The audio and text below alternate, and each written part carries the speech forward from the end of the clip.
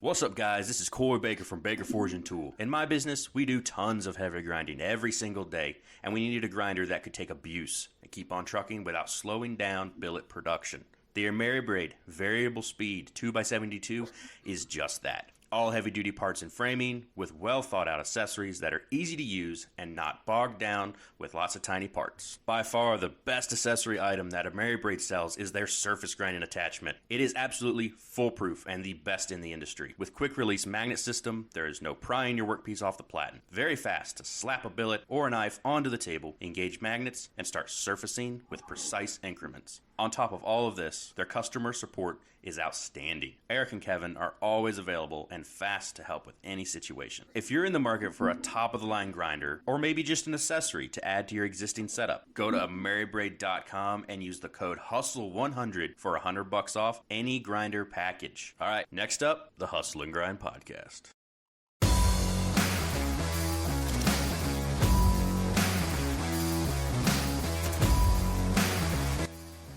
What's up, everybody? We're back again.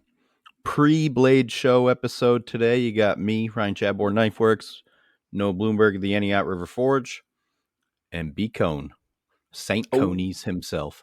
Oh, yeah. Let's do it, Yeah, brother.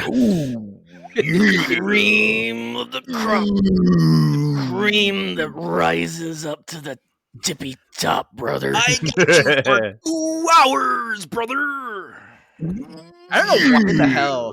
Why the hell did I launch into that? I don't know. I don't know. I was always. You're just a savage. I don't know why, but I've always loved Ric Flair. It's just woo. And I the have back in the. Go ahead. Back in the day when he was like cocaine Ric Flair, and he was like, he'd be like rhyming and stuff when he's doing his shoots, and he's like, I'm having a hard time holding these alligators down. Woo! I actually have a buddy who met him in Florida, and Of course, he said Florida. he was the weirdest experience of his life. He said he was just like it felt like he was meeting an alien. Like he just didn't seem real. I don't know. I believe it. I don't know. I believe it. But back on AmeriBrade real quick. Did you fellers see the new prototype thingy-majiggy they got coming out? Mm-hmm. I missed it. You should tell me all about it. You It's missed like it?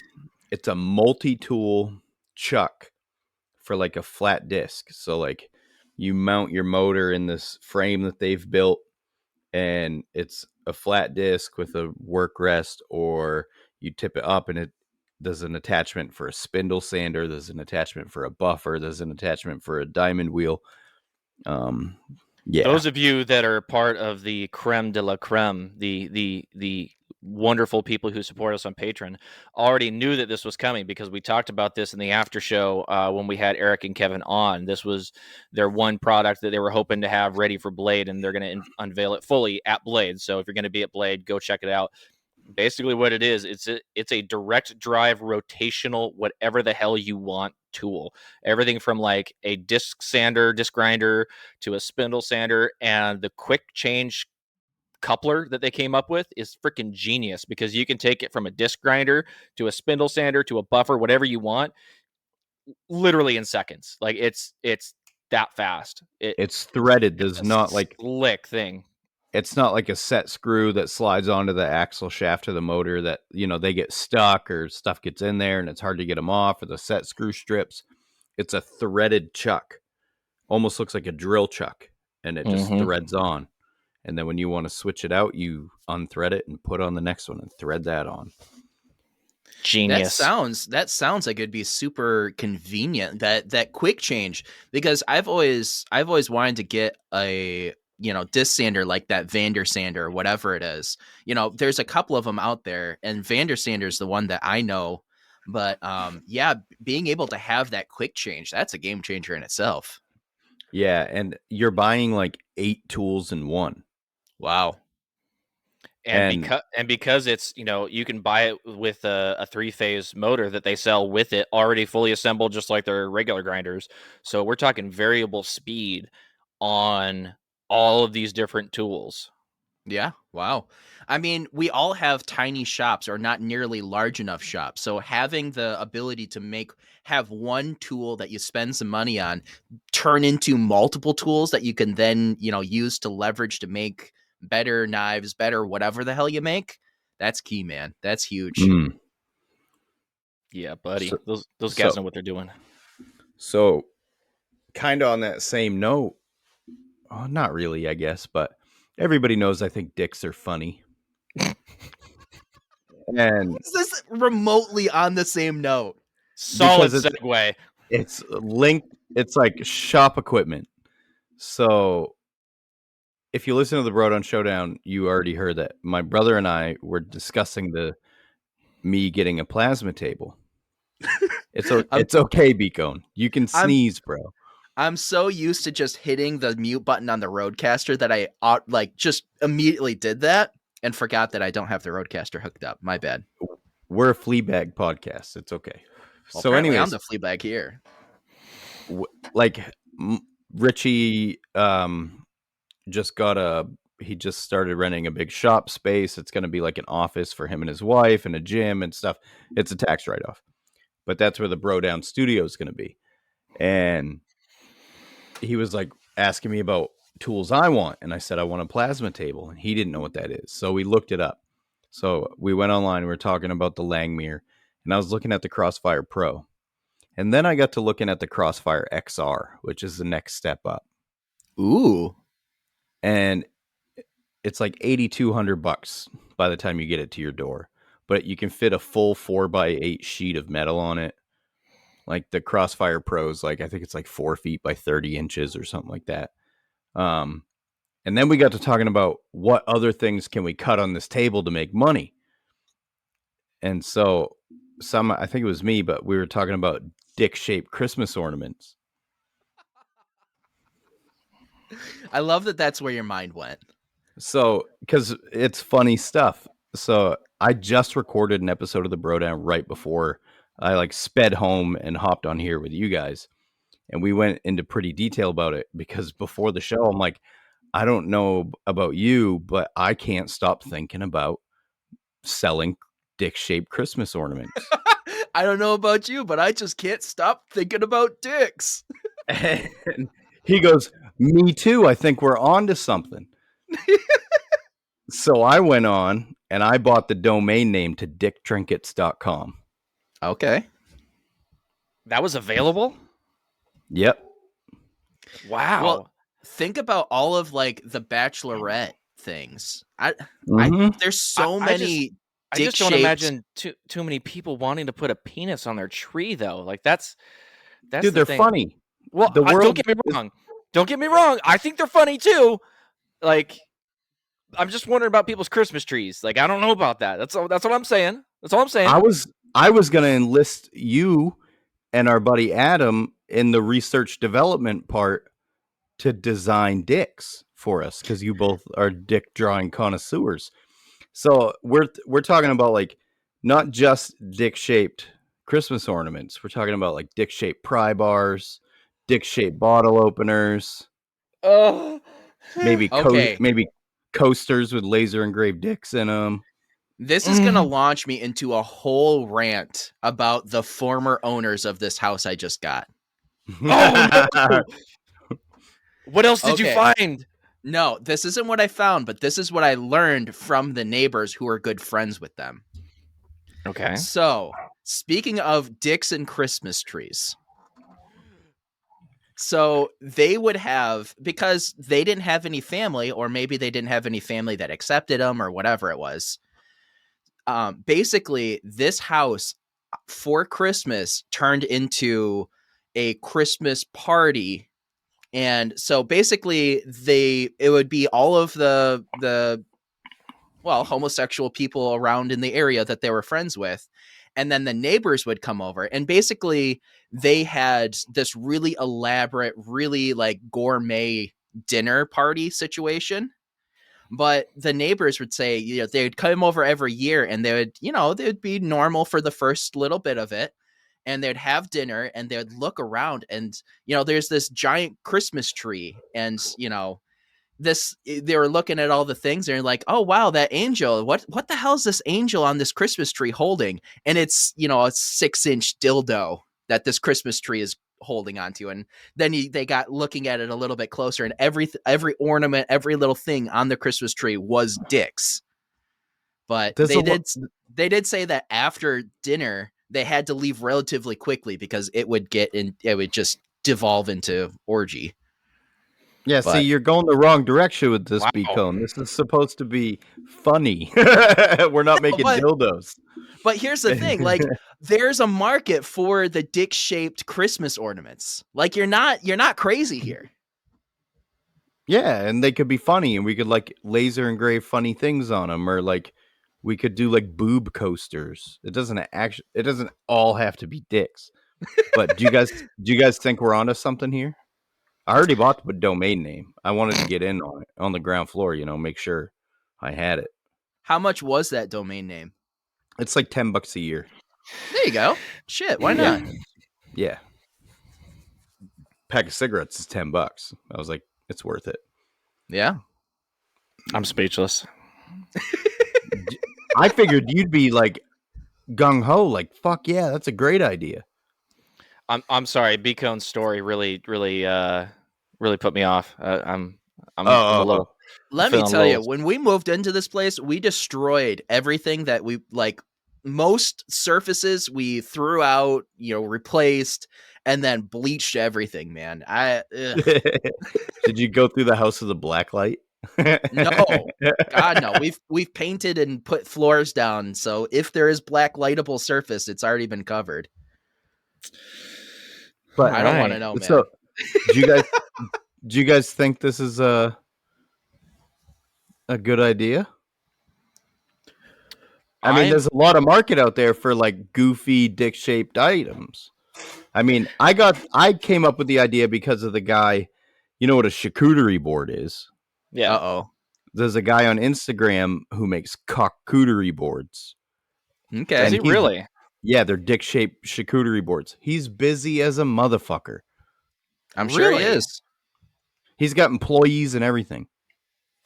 That's the thing is, like, I don't get me wrong, like, I'm entertained by it, but I just didn't think there was going to be that much of a market for it. We bought at work. We were goofing around with each other, and like my brother bought dick-shaped valve stem caps and put neon colored dick-shaped valve stem caps on all of our vehicles. Nice. There's at least one set of those, I think, in every mechanic shop.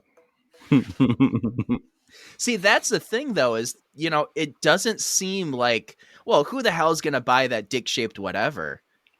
But, I mean, everybody still has that little 14-year-old, sense of humor in their background. Everyone, well, we all have the makes a age of 9. Whatever. Right, exactly. Yeah. So, I mean, that shit's going to sell. It's stupid, but it's going to sell. Yeah, see? Bkohn knows. Yeah, I'm in. I'm in on the ground floor. What do you want me to do here? Do I need to design the dicks or what? I don't know. We were talking about Kickstarter today because I need to come up with the money for the plasma table. You didn't see the double entendre with Kickstarter? Come on. Come on. Okay. You dick starter? I don't know, man. It's funny shit. See if that domain's name's open. Well, we were talking about it because the table's happening one way or the other. I mean, like, it may be a Crossfire Pro, it may be an XR. It depends on how much money I can come up with. Mm-hmm. But I'm already planning out where it's going to go in the shop. So it's like, it's already happening.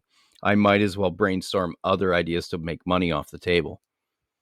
There's so many different ways you could have took it, but you went straight to dicks, and I'm proud of you for that.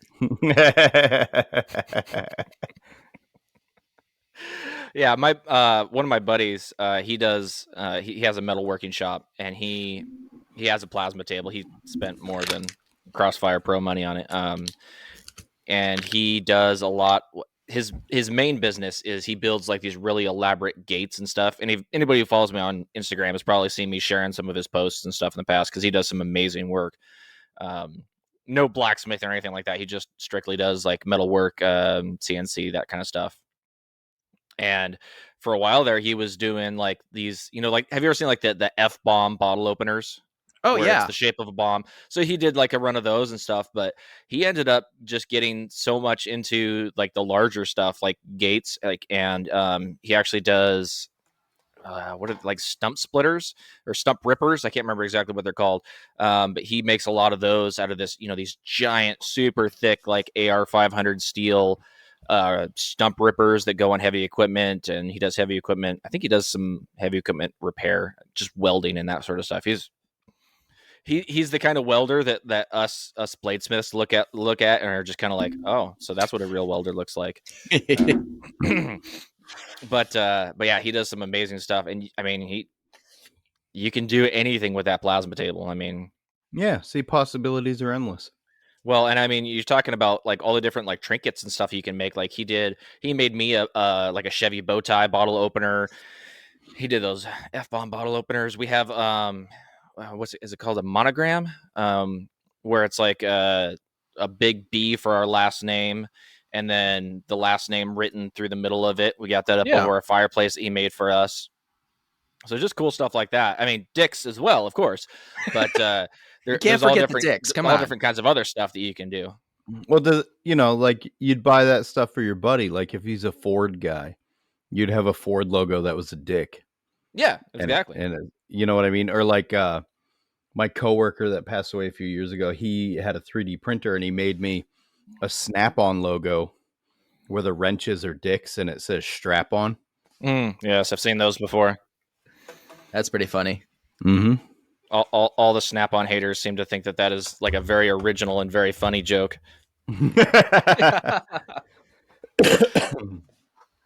All right, guys. Well, hey, we're 16 minutes in, 17. Do we want to talk about anything besides dicks? We should probably play one of our sponsors while we still have them. Who you got? Let's put some space in between the dick talk and a sponsor. All right, let's do. Do you have anything lined up? Well, we have some questions, so let's just bring up these questions here because we got sent some questions. Shout out to all the beautiful people who follow us on Instagram. We asked for some questions last week, and we got some really great questions. They were all really geared towards knife making. And Brian House, while an amazing human being, isn't really a full-time knife maker. I mean, he's a grinder maker, he's a problem solver, and a man with a beautiful voice. But he's not really a full-time knife maker, so these questions didn't necessarily gear directly towards him. So there's two really great questions that I want to bring up on this show. Let me find the first one here. So this one comes from David Burke, OLC Knives. That's One-Legged Coot Knives on Instagram. And his question was, what is a small detail that was missed on a knife that ruins the knife for you? What is a small detail that makes a knife for you? So I think we can all go through and just kind of answer this for each of us. What's a detail that if you miss on a knife, it's like, that was a missed opportunity?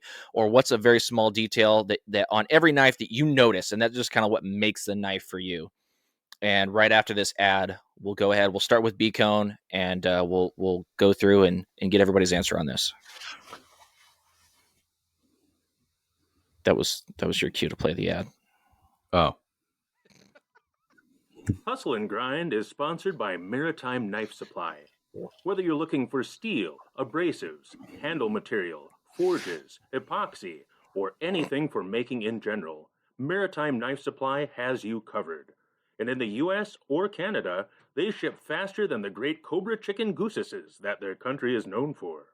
Go to Maritime Knife Supply, and when you buy a 10-pack of belts, get 10% off. And tell them we sent you, eh? Yeah, buddy. Lawrence just posted the other day a giant pile of steel that he got, and he also got some more. What's that sand mine material that everybody wants? Wrought iron. He got some more wrought iron in. So if anybody out there is looking for wrought iron, go check out Maritime Knife Supply. I guarantee you that even though he's in Canada, the shipping price will not kill you, and you can actually get it unlike anywhere else. So stuff's really hard to find. And you get to leverage the Canadian to American exchange rate. So you get it a little bit cheaper. And if you use, no, I'm not going to use our. Don't shoot. Oh wait, he doesn't do discount codes. Never mind. No, just I was like going to be a like flea Luke bag there for just a second. said. You're supposed to just let Lawrence know that in the little comment section, hey, I was sent here by the Hustle and Grind podcast because they're awesome, Yeah. or because they're dicks, whichever. So, anyways, so back to our question here: small detail that was missed on a knife that ruins for you, and a small detail that makes it for you. Brian, what do you think? So a small detail that absolutely ruins it for me is that I just happen to have, I literally just finished a knife before we started sitting down for the podcast, but it's the underbelly of the handle, like that, right at the bottom, the opposite of the spine, the bottom of the handle. If it's not like well done there, if somebody hasn't spent just a couple minutes to sand that down and make it just as pretty as the spine, it shows. For whatever reason, that's just something that I have been really focusing on lately. And I normally, if I can get away with it, I want everything to be belt finish. And that includes doing the small wheel attachment and hitting that little area like I was just talking about with the small wheel attachment. I have learned that if you just take 10 minutes and hand sand, that shit looks and feels infinitely better. And it's worth that 10-minute of hand sanding. Even if the whole rest of the knife is belt finish, hand sand that area at the bare minimum. So for those of you who aren't watching the video portion of this, Bkohn's talking about, like, on a full tang knife, the bottom of that tang that's exposed where your grip is, that, and specifically kind of the transition between the handle and the like where the choil is. So like right in there in that area, the finger choil. So that's what he's talking about. So specifically on a full tang knife, though, is that what you're talking about, Brian? Well, I'm talking about just that area in general, not just the tang, but the handle material. Sometimes if you try to just do a belt finish down in that area, you will get some bumps. You'll get some, just irregularities. There's the word I was looking for. And now that I've kind of focused on that a little bit better, I feel like my handle game has gone infinitely upward. Yeah, no, I totally agree with that. And getting that small wheel attachment, I've got the TR Maker one with the nylon wheels, and getting that finger choil is that I really felt better about my knives once I started doing that exact same thing. So what's something on a knife that makes it for you? It's the personal style for me, honestly. Like, if I can look at it and it doesn't look like a generic knife, if I look at that and I say, if you can just see somebody's design style in it that is different, it's those little things that just make it for me. I could have the perfect knife for the job, and I think I would rather the knife that is just a little bit different or a little bit off of what would be perfect for it, but it's like handmade, and you see those, those personal preferences that the maker has developed over the years. Does that make sense, or am I just kind of that makes perfect sense. That's a great answer, man. I love that. Ryan, what do you got? Which one? What? Starting with the one that if there's something missed on a knife that just kind of ruins it for you. Let's start there. If your plunge lines, when you're looking face down the edge, if they're not symmetrical, you know what I'm talking about? Like if you're holding a knife. Yeah, I feel a little attacked, but okay. Why? Your plunge lines look fine. The fuck are you talking about? You know what I mean? Though, it's like you're looking. I know exactly what you mean. Yes. Like this, and you're looking at the edge. If the plunge lines aren't symmetrical, that drives me insane. Mm-hmm. You know what? Soup. I'm looking at the knife I just finished, and mine is slightly off. Son of a bitch! Oh shit! My bad. Sorry to bring it up. Maybe it's the light down here because I've got only one light on one side of me. Maybe that's what's throwing me off. But you're gonna have to take it outside and double gander at it now. Ah, son of a bitch! I thought I did a good job on it. I'm gonna throw it away. Bkohn, you did do a good job. You did. That's just something that bothers me, and like when I see it, I'm like, it drives me nuts. It's like hearing people eat. As I've been munching through this entire episode. Like, yeah, exactly. Ben Butler. He'll like that when he listens. So what's something that makes a knife for you when you look at it, Ryan? I like crisp lines and earth tones. Ooh, Crisp I like lines and earth tones. I earth like when tones. handles are done in earth tones, like browns and yellows and blacks, and like different micartas. Like when guys will use like a different shade of brown micarta for the liner as opposed to whatever the scale material is, and I think that's why I use a lot of micarta. Not just because I have a bunch, but like I like micarta pins. I like how they look. I like earth tones. I don't know. Nice. I can see that. I like bright colors, but I don't. It's not my preference. If I were gonna carry a knife, it wouldn't be like pickle green. You know what I mean? Or like some of the purple, some of the purple ones I've done lately. Like that wouldn't be my first choice. But Gotcha. Well, for me, it's really difficult to like figure out like what exactly something that ruins it for me. Just something like comes to the top of my head would be like proud pins, because that was something that I struggled with. Yeah, there's a cat on screen for those of you that are just listening. Proud pins are something that like really I struggled with early on because I only use like stainless steel pins, and then I discovered G10 pins, and that kind of changed my life. But just the extra time to just shave those pins down and make them, well, not polish them, because it's not always needed on oh yeah, I see what you mean there, Bkohn. But it's not always needed to like polish a pin, but to get the pin in a similar finish to what the blade finish is without any like deeper scratches, pins are sometimes overlooked, I think. And so that's always something that just kind of like, you could have just, you're almost there. And the one thing that sets a knife apart for me is bolster transition. So anytime I see a knife on Instagram, my eyes are drawn to the transition between the handle material and the blade, and how well that is done and how artistically it is done. There are a few people that stand out in my mind. 310 Knife Co. and Bittinger Knives. Those are the two people that just popped into my head just now. There are a few others. I'm not leaving anyone out here. If you're like, oh, I worked really hard on mine, I'm not like leaving you out. But those are just the two that came to my mind for interesting, bolster transitions between the handle material and the blade, because I feel like a lot of people, myself early on, was I just needed to make it look clean. It just needs to look clean between the handle and the blade. But there's so much style that you can add just with that bolster transition between different angles, or curves, as the case may be, whatever you want to do. And everybody's got their own different style, but I feel like that's like a really good opportunity to add like a little bit of style into even a simple knife that makes it interesting and appealing to look at. I'm sorry for totally interrupting your whole spiel there, but I am turning this knife that I just finished in the light, and you can totally see. Can you see that? How? Maybe I can line it up. It's totally off to one side. My plunge line lineup is nowhere near great on this one. And the pain in the ass is I made this one specifically to take the blade show to show off to people. I don't think I can do that now. Don't listen to me. I'm fucking nobody. Yeah, but I can't believe I didn't see it. In my defense, I didn't know that blade was off.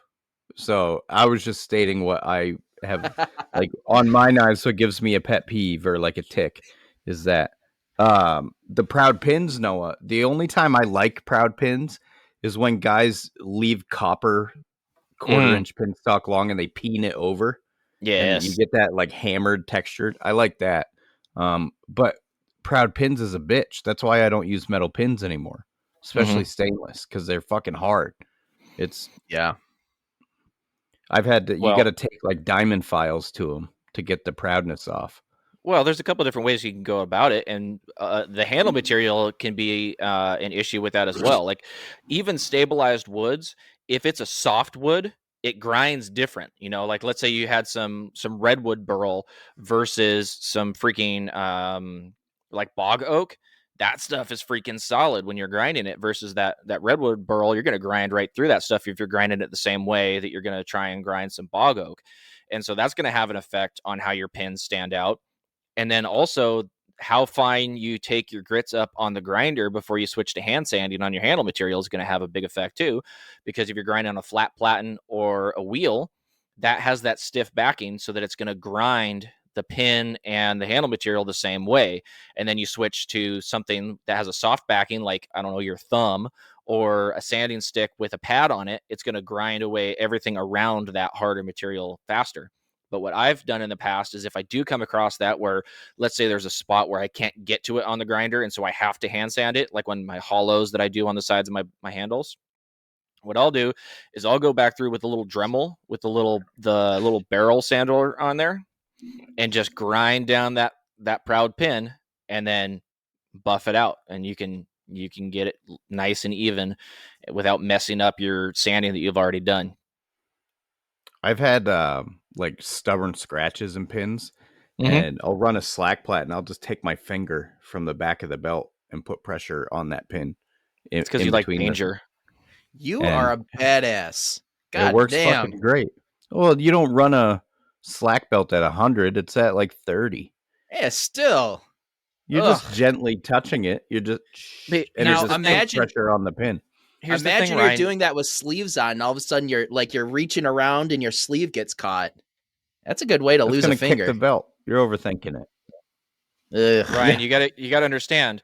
You and I can do things like this, but the rest of these people aren't mechanics. They don't have thumbs as solid as us. You know, if they touch a belt like that, it's just going to burn. You know, I mean, sometimes I get cuts and they don't bleed. Yeah, I'm just like, oh, I'm cut. Yeah, no, that happened to me yesterday. I was doing something in the shop and I cut like right up the middle of my index finger on my left hand. Didn't bleed a drop, but it cut like, I mean, it hurt, but yeah, no blood. Sometimes my phone doesn't recognize my thumbs from the calluses. That's like, so frustrating. I just got to push a little harder and it's like, oh, there's a flesh there. But it's because we're mechanics, and like, people who don't work on stuff a lot don't like get used to like reaching your hand up somewhere you can't see, feeling for a bolt and twisting it loose with your fingers. It's like our finger game is on point. Someday I'll grow up and be as manly as you two. Let me tell you. I will teach you to fix anything you want to learn, Bkohn. Don't hesitate to reach out. I've been answering questions from Noah and Timber Tiger for like 2 weeks trying to help them diagnose their mowers cross country. Well, you did a great job. You said you figured out my mower for me. Yeah. Yeah, I did, didn't I? Yeah, you did. Shit. And now I have a new mower. Yeah, Noah needed a new mower. That hurt. I even knew what caused it. I was like, oh, you should probably check that because all that shit in there is going to make this happen. And you're like, oh, fuck, you're right. Yep. There it is. Yep. I am right. It's a curse being right all the time. Now, Noah, do I see that you have a Phoenix Abrasives hat on? You do, yes. Now, I bought Phoenix Abrasives for the first time a couple days ago, and it already showed up to my front doorstep. They're quick. Literally, I talked to him. I talked to Greg 3 days ago, and it showed up yesterday. So Jeremy Ballaball was telling me about the compacted grit. Have you guys seen those grain abrasives? Yeah, those things. Oh my God. The 220 grit looks like 36 grit. The 400 and 600 look like, I mean, almost like 60 grit. It's amazing. Are they aluminum oxide? I'm not entirely sure. I didn't look into them. I just bought them. I may have had a couple beverages in my system when I messaged and then sent the PayPal over. But so I did zero research. Oh, sorry. What? No, go ahead. You go ahead. I didn't mean to Ben Butler you. You're good. You're good. I'm used to it. So, so I may have had a couple beverages in me, and Jeremy Ballaball was telling me this stuff is so cool. Jeremy at 409 Forging. Go check him out if you haven't already. But yeah, he said that they're great and they hold up a long time. And I said, screw it, I'll message him and I'll get some. So I got it. And they showed up yesterday, so I haven't used them yet. But I just went and grabbed a scrap piece of steel and I just ground a little bit with the 220. And it's amazing that there's big, thick, chunky, abrasive grits on there, but the finish on it looks phenomenal. Yes, he is. He's getting Minecrafty. I can Yeah, still you're getting a hear little. you though. Yeah. Oh no. I've been told by like 4 people that I need to try them, and I just haven't yet. But I am meaning to. Um, it's just like, when you're like making your cart and you buy the same. We all get stuck in our ways and we use the same shit all the time, and then I'll forget. I'm like, oh, I was supposed to get Yeah. some of them compact grain stuff. I just don't know what Yeah. they're for, because if they're aluminum, it doesn't say that they're ceramic. So I don't know what they're for. Are they for handle material or? Yeah, I think it's a longer lasting, like higher grits for handle materials. So I used it a little bit on the handle on the newest knife. On maybe it's carbon fiber, maybe it just didn't react well with carbon fiber, but it did not leave great scratch patterns on softer material. So I'm thinking it's specifically for, finishing your bevels. Oh, okay. But I don't know. I literally used it once. I've had it in my shop for 24 hours. Don't listen to me. Go check them out wherever they're sold. Listen to the experts, not me. But that's what I saw. Somebody suggested it to me because I use a lot of micarta, and Mm. micarta likes rough grits. It doesn't like to be fine sanded on the machine. Yeah, that vintage micarta that you have, maybe that would be perfect for it because it's so dense and hard. Yeah, I just sent a block of that to Honor Kaglar, and Did you really? yeah, and it weighs so much it doubled the cost of the package.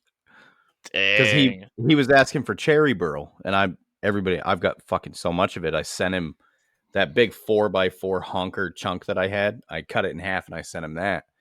And I was like, oh, I've got all this micarta. I'll throw that in there too. And it was half the weight. Oh, Jesus. Was a probably 2-inch by 2-inch square chunk. Yeah, that stuff is freaking heavy, man. It grinds like a bitch. I'm bored with it now. I've got so much of that specific micarta because I've just got so much of it. It's your standard vintage amber colored micarta. Yeah. I have kind of been getting the same way with the carbon fiber that I've been dealing.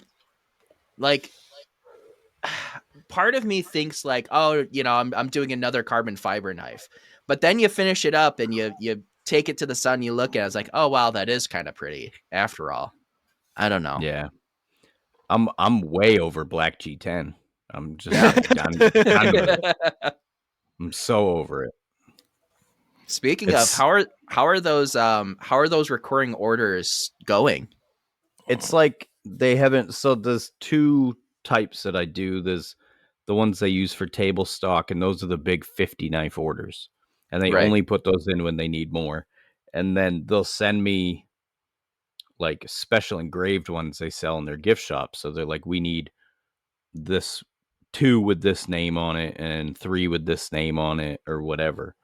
And those have been the ones that keep coming in. And it's pretty good. I got 27 of them on order right now that have to be done by Father's Day. Ooh, dang. Gotta jump on it. I'm getting a lot quicker on making them. 19 of them are almost done. They'll be done tomorrow. I just got to etch them. But I got a Father's Day order for a Damascus brisket slicer. ooh. And I told the customer, I was like, hey, I don't know if I'm going to be able to get this done by Father's Day. And she's like, oh, no, that's fine. As long as you're working on it. I'm like, okay, good, cool. Appreciate that. Cause, I don't know, but actually now I got it heat treated yesterday, or the day before. I'm not sure.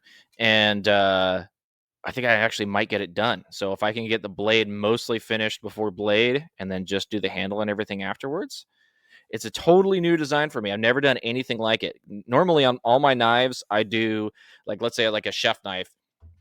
you've got that curved tip that you can use for slicing, and I always do a nice flat towards the heel so you can still chop with it for like chopping onions, potatoes, and that sort of stuff, but you can still use it for proteins with that nice curved tip. But this is going to be, I think, the first knife I've made in a while where it's one long continuous curve all the way, because I don't want there, I mean, it's a mild curve, but I don't want there to be any point where the blade just hits the cutting board flat. I want it to be one continuous slice all the way through.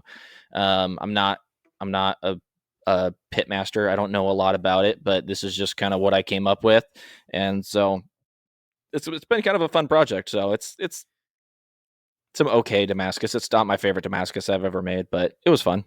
That's super interesting because any brisket slicer I've ever seen is a completely flat, straight, edge geometry. So to have a curved and they're one, serrated. They're serrated though. All the brisket knives that have like the round tip, they're all serrated. So you're just a back and forth motion. This is going to be one continuous slice down through with a curve. So it's going to be a little bit different. So again, I don't know what I'm doing. I'm just I'm like that meme. I have no idea what I'm doing, but I'm having a lot of fun doing it. And that's where I'm at right now. How long of a blade on that one? I believe the blade itself is about 12 inches. Wow. 11? I think it might have been 11. Yeah, it's the longest blade I've done. I mean, most of the time I make 8, 9-inch chef knives. I don't make long blades like this, but I wanted to make sure it was long enough to go through a brisket. So, man, I just finished up that 11-inch chef knife, and that, I mean, beast. It's amazing. I love how it feels in your hand. It really feels like it feels like you're a kid again and you're grabbing the family chef knife. That proportion, Yeah.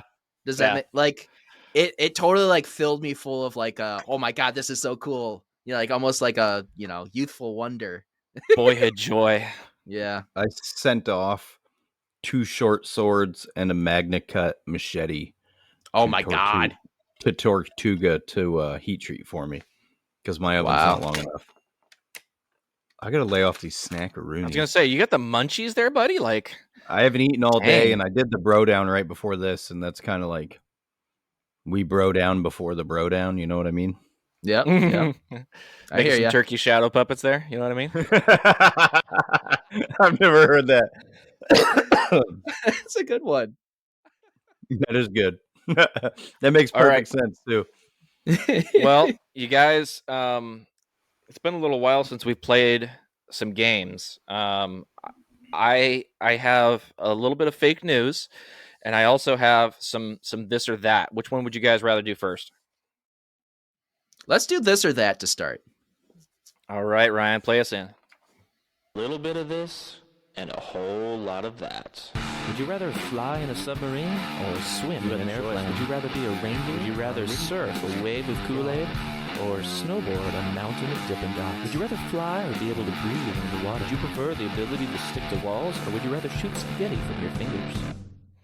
That's right, ladies and gentlemen. It is time to play a little bit of this and a little bit of that. Brian, are you ready? 1000%. Would you rather have a unicorn as a pet or a talking dolphin as a best friend? Unicorn as a pet. Would you rather have a workshop filled with state-of-the-art knife-making machinery or a personal mentor who is a legendary master bladesmith? Ooh. Man, we have to jump back to this to talk about it because I might actually have that second situation. Yeah. Let's come back to that. We'll come back to that one. Okay. The second option. Okay. All right. Would you rather be able to control the weather, but only in your immediate vicinity, or have the power to make all vegetables taste like chocolate? All vegetables taste like chocolate. I would lose so much weight. Harpoon point or clip point? Right now, harpoon point. Would you rather have a personal spaceship that can take you anywhere in the universe, but only on weekends, or a time machine that can only take you back in the past during family reunions? Ah! Wow, that's hard. Let me hear that one more time. Would you rather have a personal spaceship that can take you anywhere in the universe, but only on weekends, or a time machine that can take you back in time only during family reunions? Personal spaceship, but I wouldn't go off planet. I would just do little vacations around the Earth and not have to pay anything for like traveling. Okay. Would you rather have the opportunity? Would you rather have the opportunity to forge a legendary historical sword like Excalibur or create a custom knife for your favorite celebrity? Custom knife for your favorite celebrity. Would you rather forge a knife from a meteorite or make handle scales from a lightning struck tree? Lightning struck tree would look so cool. Like, I don't know. I think lightning struck tree. Here's the last one. You ready? Yeah. Would you rather have a bottomless bowl of guacamole or an unlimited supply of bacon? Guacamole. You son of a bitch. Wow. That is not the answer I expected, but okay. So you wanted to come back to, would you rather have a workshop filled with state-of-the-art knife-making machinery or a personal mentor who is a legendary master bladesmith? What is this forthcoming thing that you're going to maybe talk about now? So I just joined the ABS. So I just joined the ABS a couple days ago. And basically, after paying my $60, it's not like I'm actually anything new. It's just I paid $60, whatever. But so I sent that little like, hey, congratulations email to a couple different people, including Dennis Tyrell. And Dennis said basically, hey, you should reach out to some of the, if you have any local mastersmiths or the mastersmiths near you, because of course Michigan has so many. There's 2 of them. Mm-hmm. But so he said, basically, now that you're a part of this, you should reach out to them and, see if maybe you can, meet them, get some tips, maybe have them help you along your way to help you test sooner, whatever, or more successful testing, whatever. So I start looking through, and like I said, there's only 2 mastersmiths in Michigan. So I'm thinking, oh shit, I'm going to have to drive 5-6 hours to the nearest one. No, Kevin Cashin is only 50 miles or 50 minutes south of me. And he is a master. If you guys don't know Kevin Cashin, he's, mostly known for his swords, but he's always like, he's getting award after award at Blade Show all the time. So I was gonna say, I know the name. I don't know the face, but I do know the name. That's for sure. The fact that I had no idea that a mastersmith lived literally 50 minutes south of me. That's ridiculous. I had no idea. The nearest knife maker that I knew was Matt Gentry, who's 2 hours away.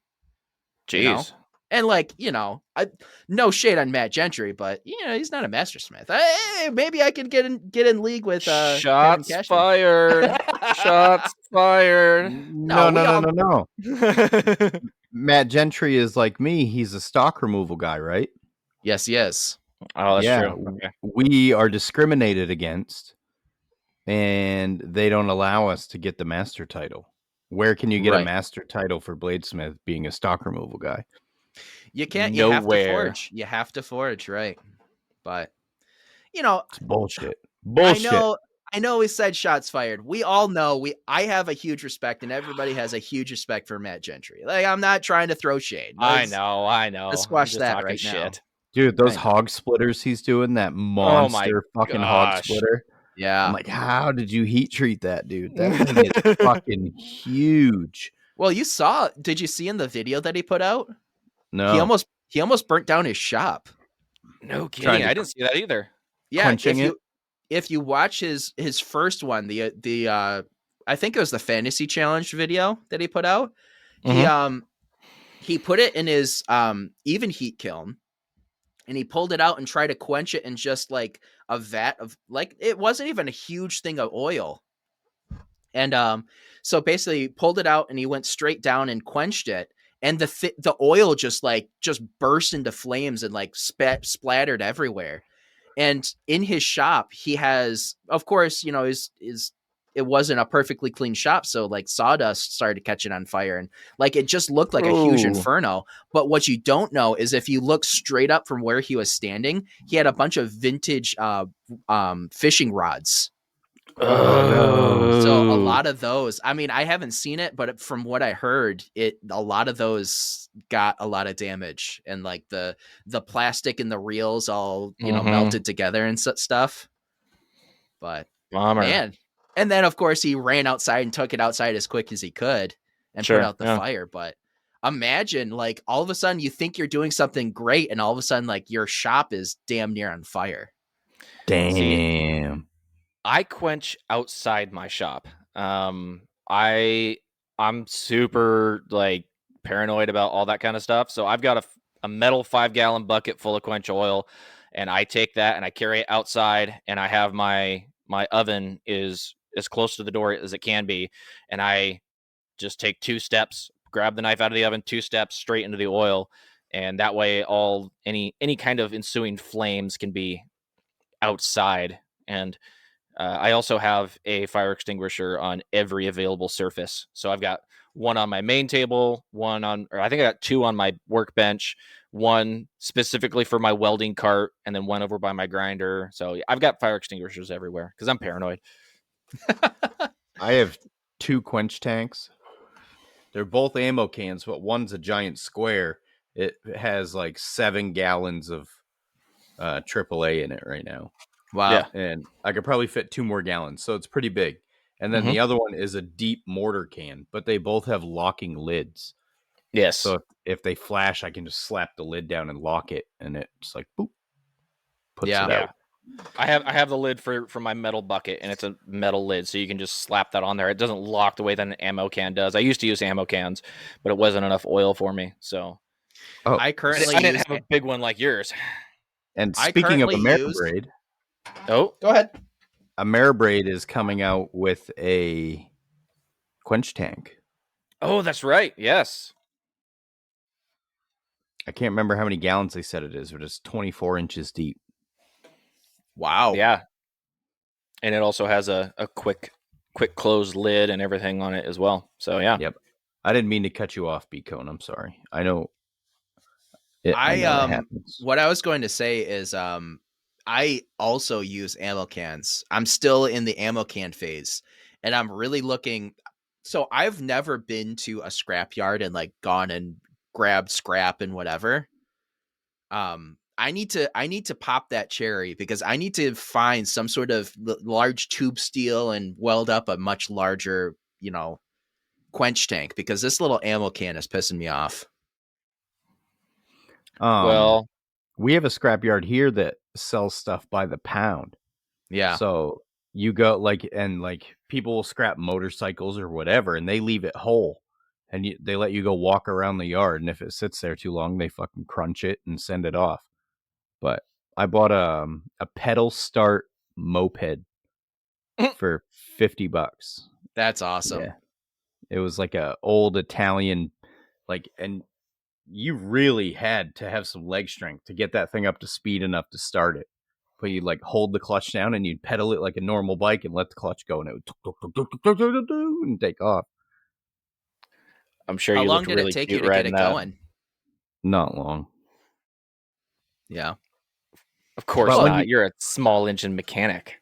Master. But Sorry. when you know the stuff, it's different. Like Noah can walk up to a GM truck that somebody's given up on and probably diagnose it in 10 minutes and have it done, When machines inherently all have the same issues for the most part, certain runs of this motor blow coils or have bad lifters or whatever, and you start to learn that stuff and just memorize it. And Yeah. Once you've done it 1,000 times. exactly. And I specialize in handheld stuff like 2-stroke chainsaws and things like that, and it's all by ear. Every symptom on a chainsaw or a weed whacker sounds the same. Oh, it's bogging. Cool. Speaking of, I'm looking to get a weed whacker here in the short term. What do you suggest I look at for a weed whacker? Like, is there a specific anything? Echoes are the best. Echoes? Echoes are the best. Husqvarna and steel or plastic trash. Okay. Yep. Good to know. Better warranty, better build quality. Yeah. Echoes is the only way to go when it comes to trimmers, backpack blowers, and smaller chainsaws. Gotcha. All right, That's guys. all I had. I'm sorry. Well, do we? We're almost an hour in. Do we want to do a little bit of fake news? Let's do fake news. Let's do Phoenix abrasives first. And I like that. I don't have the fake news jingle loaded. So Okay. no jingle. Hustle and Grind podcast is sponsored by Phoenix Abrasives, your one-stop abrasive shop. When you go to phoenixabrasives.com, click the shop icon in the upper right-hand corner to find all the abrasives you'll ever need. Check out the Incinerator 36 grit ceramic belts, along with the Trizact Gator belts that the hosts of Hustle and Grind use every day. When you check out, use code HUSTLE10 for 10% off your entire order. Thanks, Luke. Thanks, Luke. So actually, before we get into the fake news, that reminded me, because I was using my Gator belts yesterday, and Brian, when I was on the WFI 2, I talked to you about a specific Damascus pattern that I was trying out, and I mean, this was what, 2 months ago, longer. Yep. I got it heat treated yesterday. My man. So the feather inception, or fox feather as I'm calling it, is heat treated, and I got it sanded to hand sanded to 220 last night, and got a little bit of a better look at the etch on it, and I'm super excited to show off another reel or a picture of that sometime soon. And I'm working on a hammer textured bolster for it, so it's going to be pretty cool. That's awesome. I'm so stoked to see that, because you were explaining it to me, and I'm normally super dense when someone tries to explain something to me. I have a hard time picturing it, but you really, it sounds like it's going to be a really cool design, and I'm very excited to see it. Thank you, man. Yeah, it's definitely it's the happiest I've ever been with any Damascus pattern, because it came out the way that I expected it to. I had the vision in my head of what it was going to look like, and it actually looked like that. And I took the time when I was forging it, because I wanted to make sure that, hey, this flows into this, and the way that the pattern flows from the heel up to the tang is probably my favorite part, because I put a lot of work into having that kind of swoop up with the different feathers that all go into the one main feather. And I'm really proud of it. So hopefully I'll get some pictures of that up soon. So nice. Anyways, shout out to Phoenix Abrasives for making that whole process easier with those Gator belts, because that was, I mean, I went out to the shop at 9 p.m. and by 9:30 I had that thing in the acid. Maybe less time than that. It was not a whole lot of time at all. So those belts make everything easier. So it's time for a little bit of fake news. You guys ready? Fake news. We begin. A giant phallus-shaped iceberg floating in Conception Bay surprises the residents of Dildo, Canada. Speaking of dicks, we've got a dick-shaped iceberg floating in Conception Bay. It's a new surprised the residents of Dildo, Canada. That's right above me. That's right above Maine. Right on. Next up, we have son sends 2 exotic dancers to his father's hospital bed while he recovers from a stroke. Jesus. That's my boy.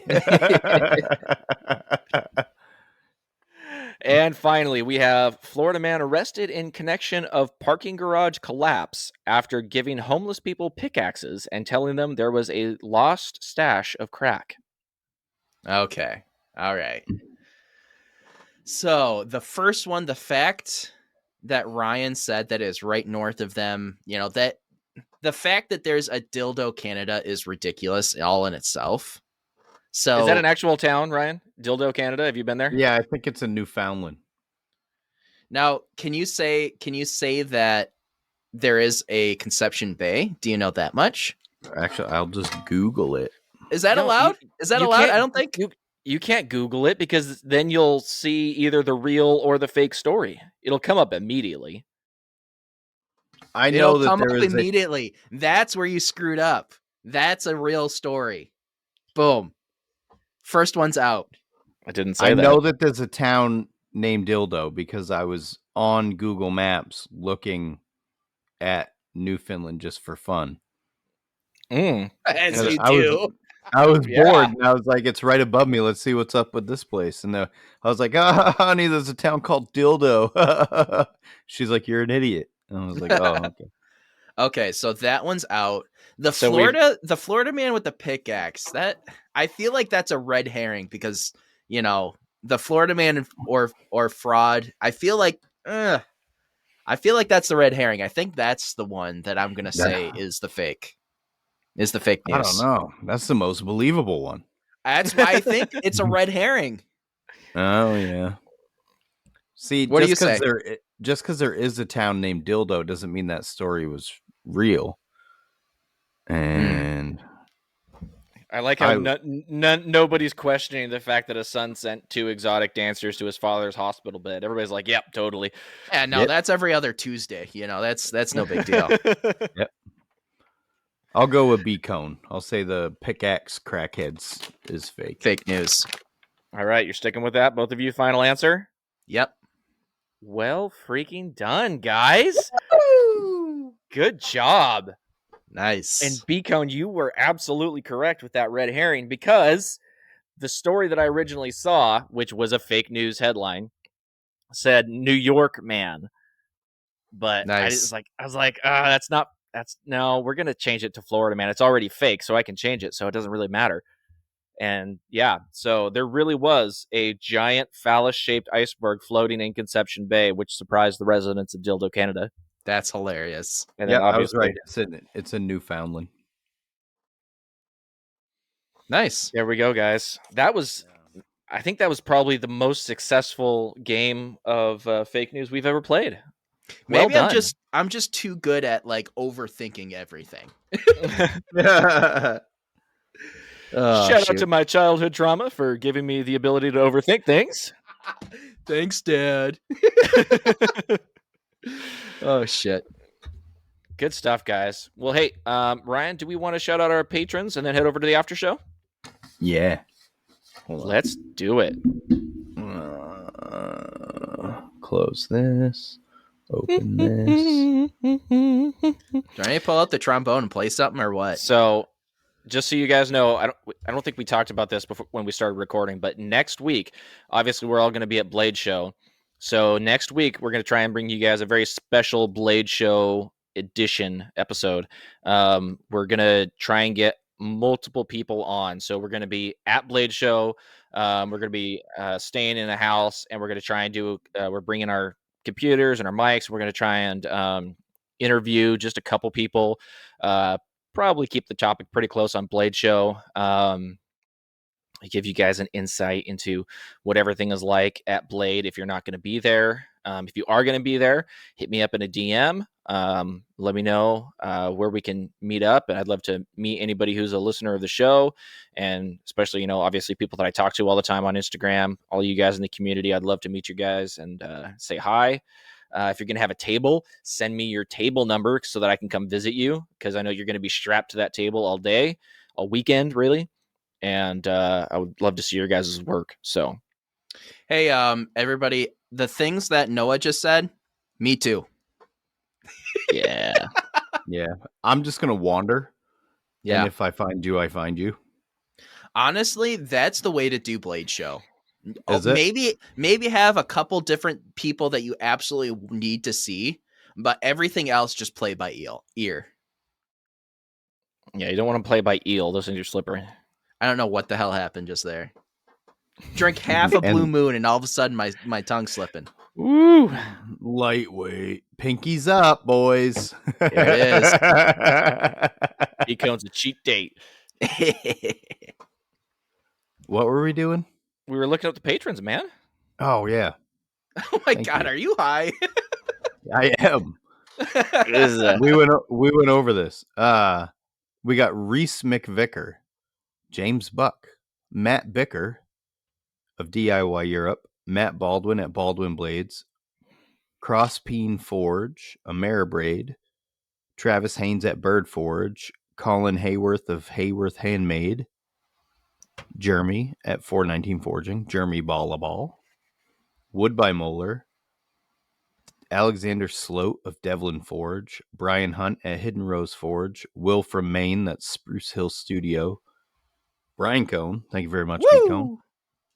Jared Weaver, that's the Master of Metal Manipulation, Maximus Knives, Ira Housework, Ed Soul, Timber Tiger Forge, Stormlight Forge, Snake Branch Knife Works, Bremner Built Knives, Eric Andrews, Jared at Echo Blades, Brian Henningkamp, Crafty Man Forge, Noah Bloomberg, Driver Defense Knives, Maritime Knife Supply, Pater Nostri Fabrica, Trucks Claire Custom Cutlery, Dennis Tyrell, Todd Harrington, BexArmory.com, Mark Vanderwerf, Mark LeBlanc, that's Papa Hatchie Axe, Brigham Kindell, our short fat friend, Aru Blade Works, KnifeMaterial.at, and Donnie Dulovich.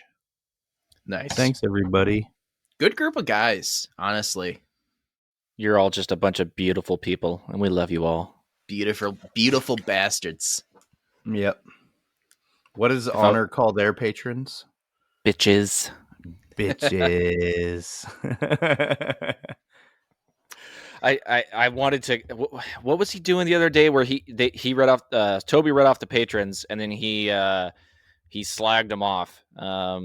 I was the only one. I was the only one that he said something nice about. I was like, fuck you guys.